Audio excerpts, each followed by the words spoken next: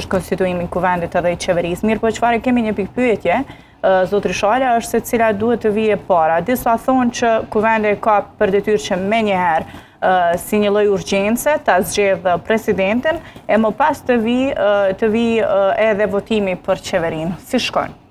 Kushtetuta nuk e ka përcaktuar cili do të zgjedhet përpara, kur kemi të bëjmë tani, sikur tani këtë situatë kemi kur jemi UD, kemi presidentin edhe UD, kemi kryetarin e kuvendit UD, kemi edhe qeverinë. Domthonë tri këto pozitat themelore të shtetit sot janë me ushtrues detyre. Mirë po, kemi një pozitë jashtëzakonisht shumë interesante që nuk është përcaktuar dhe nuk po përmendet shumë, nga se ushtruesja e detyrës kuvendit, kryetarit kuvendit, ajo është në detyrën edhe presidentit. Mirë po,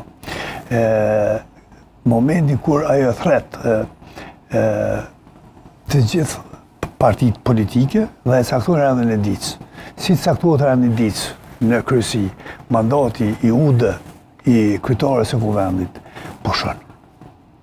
Nga ky rast, derisa të konstituohet parlament, derisa të zgjedhet kryetari i kuvendit, detyrën e moderatorit, apo udhëhesit e kuvendit e merr deputeti më i vjetër. Prandaj nga momenti i caktimit të rendit të ditës deri te zgjedhja e kryetarit të kuvendit është kohë vakante apo është vakum, nuk do të kemi president. Nuk kemi president. Nuk kemi president. Bazë kushtetutës dhe ligjit që ne janë në fuqi.